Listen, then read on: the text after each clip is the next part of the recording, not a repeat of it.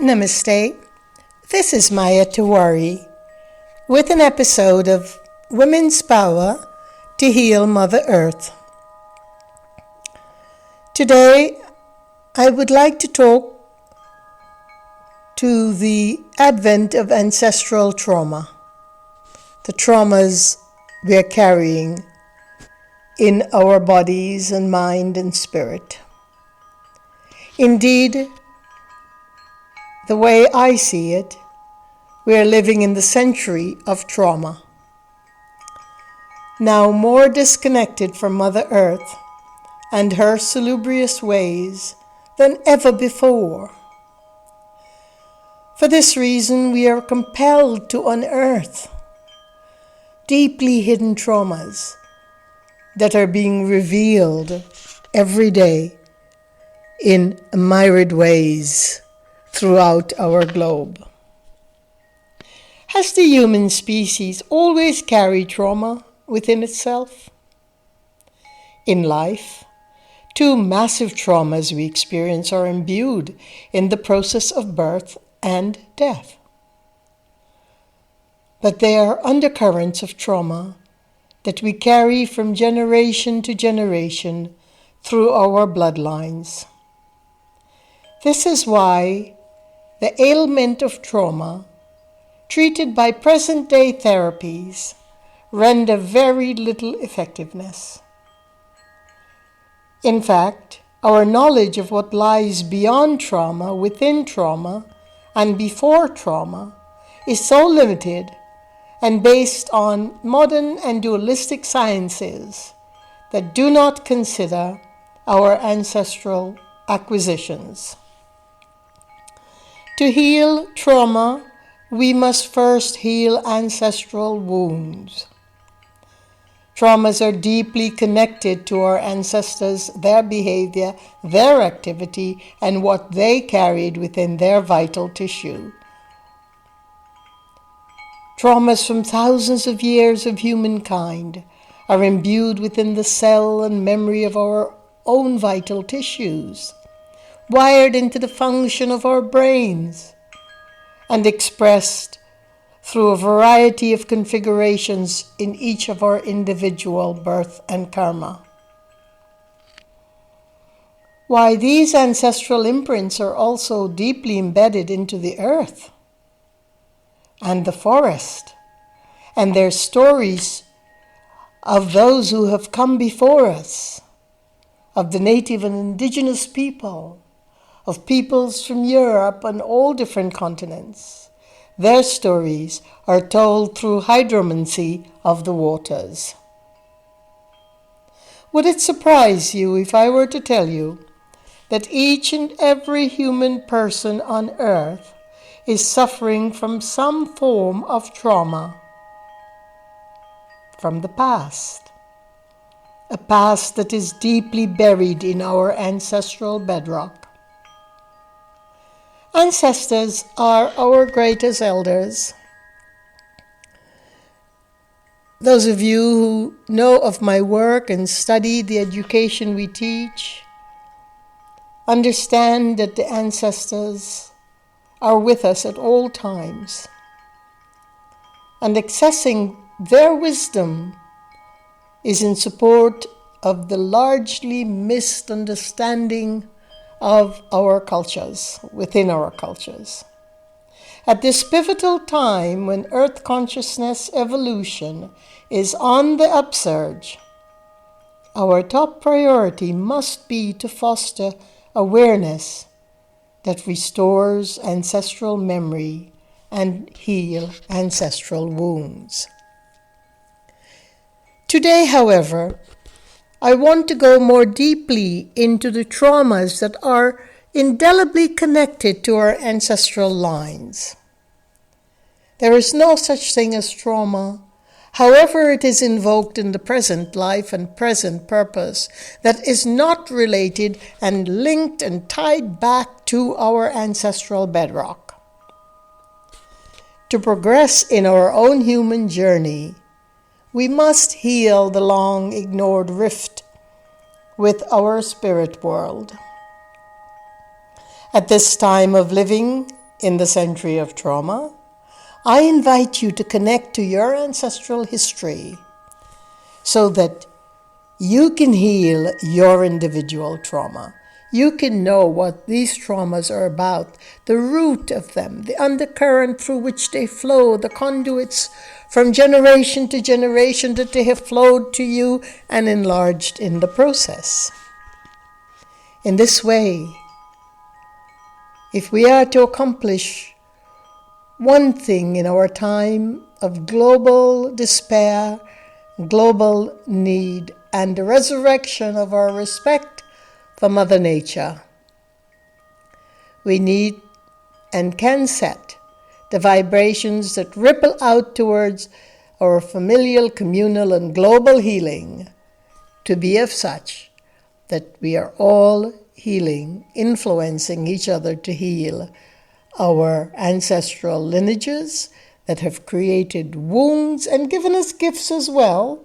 But today I'm talking about the wounds, the deeply embedded wounds that can become triggered or stimulated or respond to incidents that will bring up traumatic responses.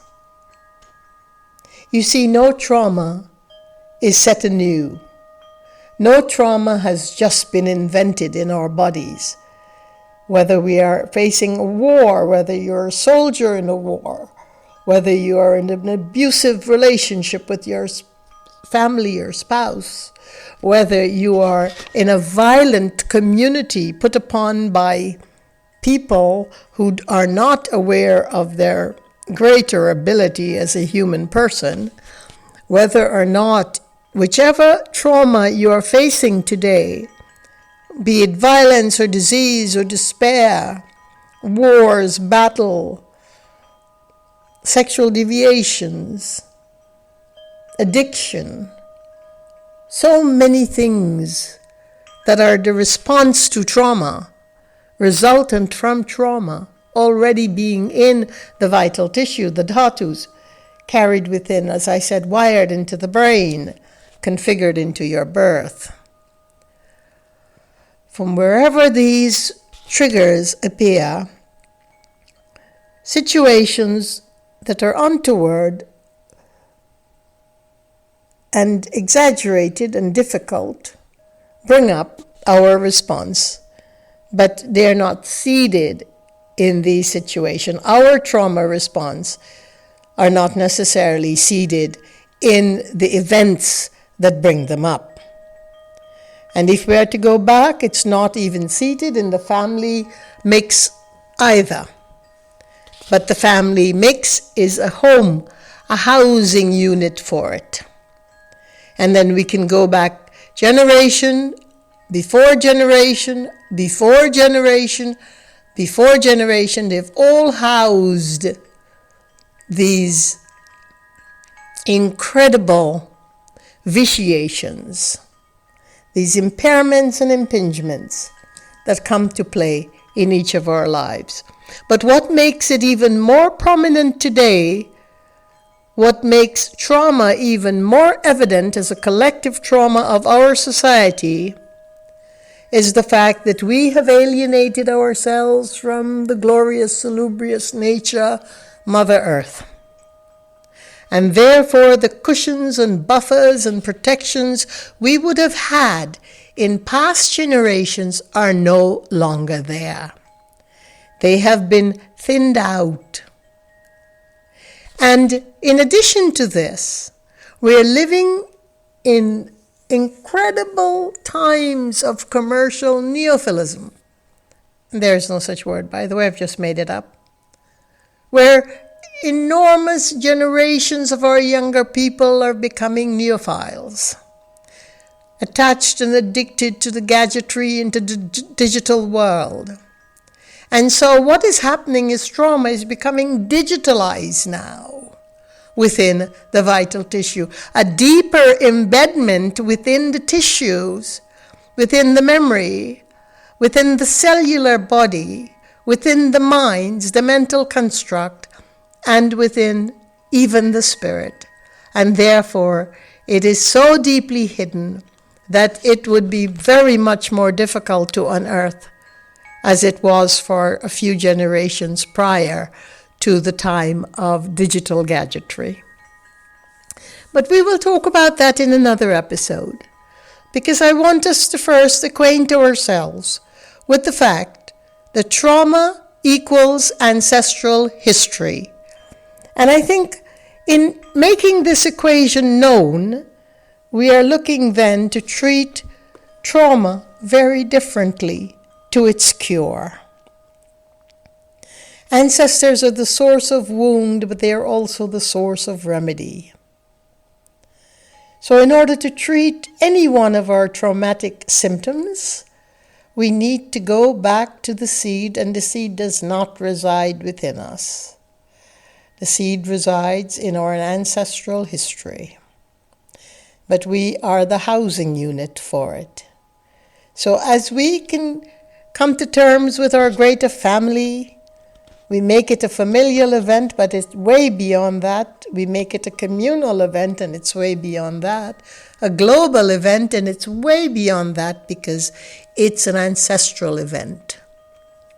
But we have clues, and we have the history of the living intelligence that points us towards understanding each of our individual trauma to be formed from different fodder, and knowing what the patterns of our individual fodder is about. That's our trauma fodder, as I term it. Just as in your individual life, issues and traumas have not been worked out will replay. The same is true with the unresolved ancestral traumas that occurred in our previous generations.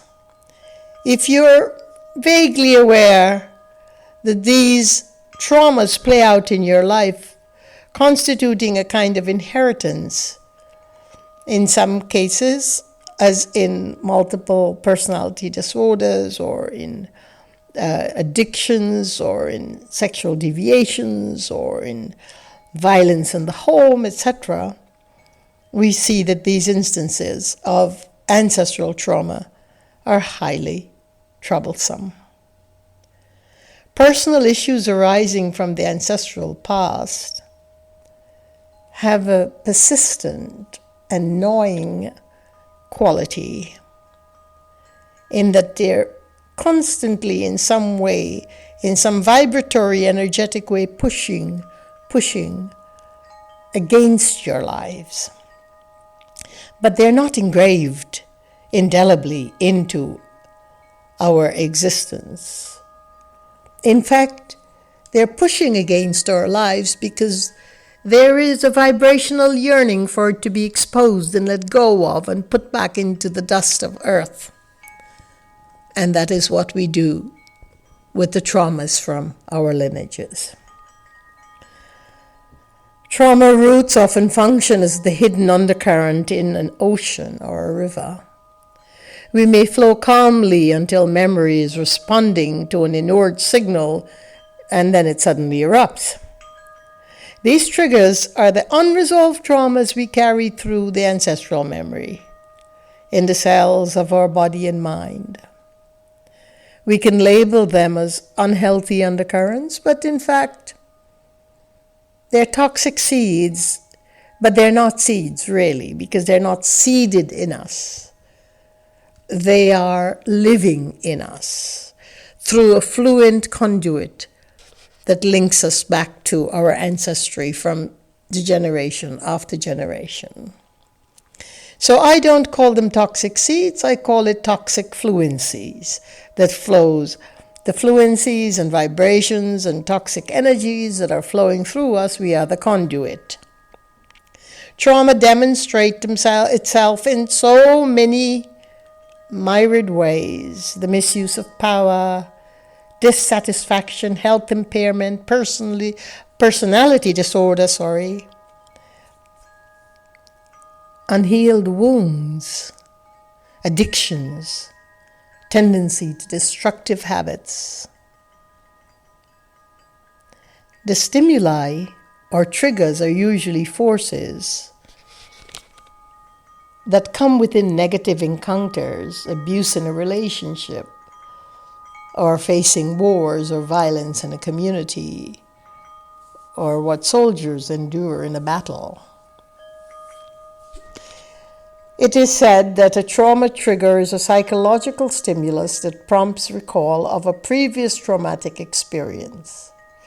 But when it goes back all the way deeply into our ancestral roots and into our ancestral history, some of which are entirely untraceable, then we are not going to be able to do this a so-called recall. And so that basis for treatment is already erroneous. But what we can do is we can pin the situations to the similarity of situations that cause us to erupt in a certain way.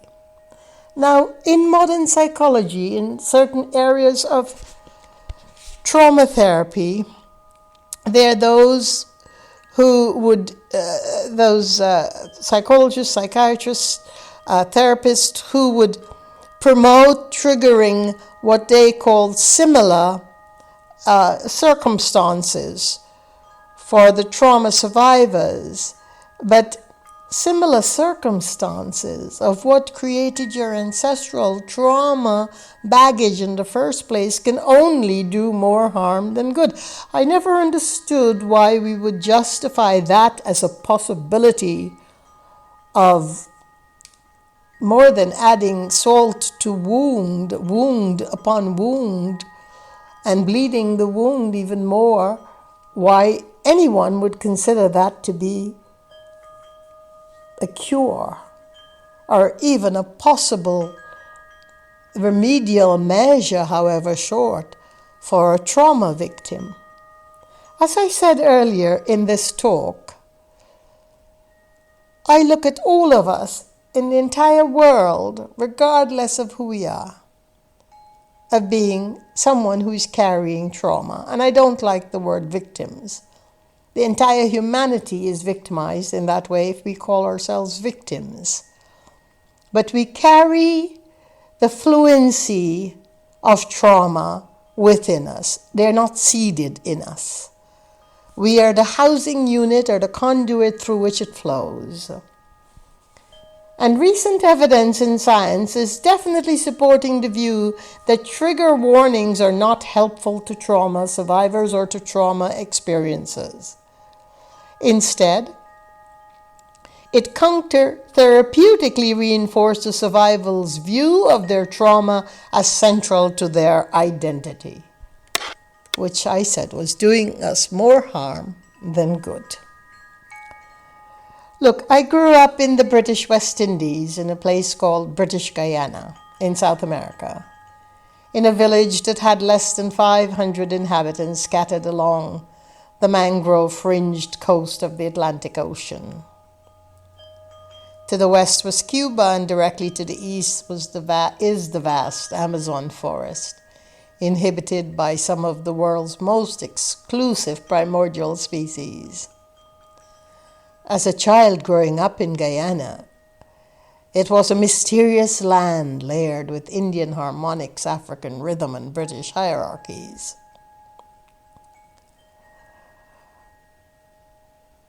But yet I was fully aware of my grandparents and my parents' experiences. But I had an intuitive sense of their emotional pain. In 1887, my paternal great-grandparents, recruited by the British, left Lucknow, and with other Indians who sought a better life. Like bales of cotton, they were ferried across the many oceans on a horrific and violent journey, where among many of the savage acts, men and women were physically and emotionally abused and raped before they landed on the fertile, prolific land of my birthland, Guyana. At an age of 6 or 7, I had a strong impression that my own innocence had been violated, even though my people never spoke of their past. Now, each one of us may not remember, may not know the history of how our people came to the land that they came, or which savage wars they fought in, or which native culture their forebears annihilated, or if they were annihilated by some other strident cultures. But we do know this. The disease and despair are only an offshoot of trauma. Addiction, an offshoot of trauma. Deviations in our normal, natural values of life. The aberrations of life that goes against the incredible cadence of Mother Earth and Mother Nature. Those aberrations are all part of trauma responses that we carry within us. Would it not be wonderful to know and to hear that we can unload these karmas? We can open our vital tissue so wide, allow the mind to just let them flow out, because one of the most amazing things about the toxicity that we carry from ancestral trauma is its fluency, its vibration, its constant,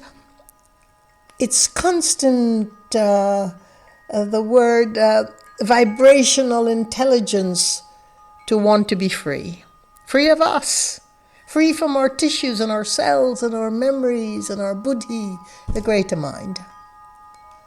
And so once we begin to recognize that through the way we respond to life, what we are looking at as the cause of our traumas, which could be the immediate cause of our traumas, not denying immediacy of trauma, because they're called triggers really, stimuli and triggers, that which sends us into that erupted state. Now these triggers are valuable. But what is in a way comforting to know is that we're not seeded with these karmas. They're not vile energies just seeded maliciously and malevolently within our tissues. They are yearning to be free. When we free them, we free our ancestors as well. We free them of the burden that they carry within the etheric body of the spirit, but never mind that. We free ourselves, and we free our future generations that we bring forth into the world. And by example and vibrational example, not even physiological example, by the acts of energy that spirals out into our world, we also help others to free themselves of such a karma.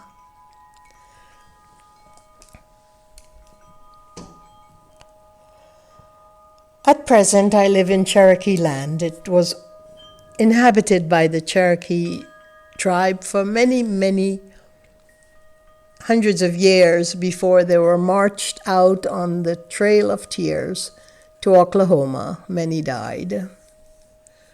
And I can see after a quarter century of living in this forest and on this land, more or less, because I've traveled a lot and lived in other places as well in the interim time, how the ancestral trauma within a land can play itself out.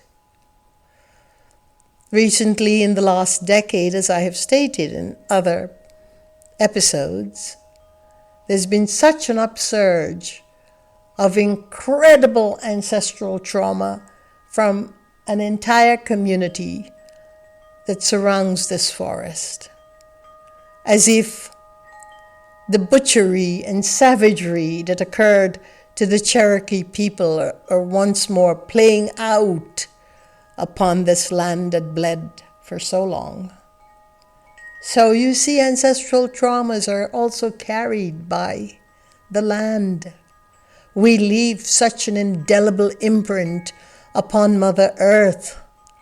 We conspire with her and allow her to conspire with us. It's not the other way around. And so, again, one of the greatest care and cure and remedy for unloading the unnecessary ancestral memories that bring forth trauma into our bodies and mind, is to reunite again with great beneficent and love and kindness to our Mother Earth. We have done so many ceremonies and pujas and Vedic chants and peace work on this land, and yet the deep trauma memory held within those violent years of the Cherokee people being marched off their land continues today, just through a developer who wanted to own the forest that had a team of hideous activities in my forest. Hideous things done to it, reenacting again that trauma that the land had suffered and that the native upon that land had endured. And so trauma plays itself out again and again until such time as we address them. This is Maya Tawari. Thank you for listening, and peace be your journey.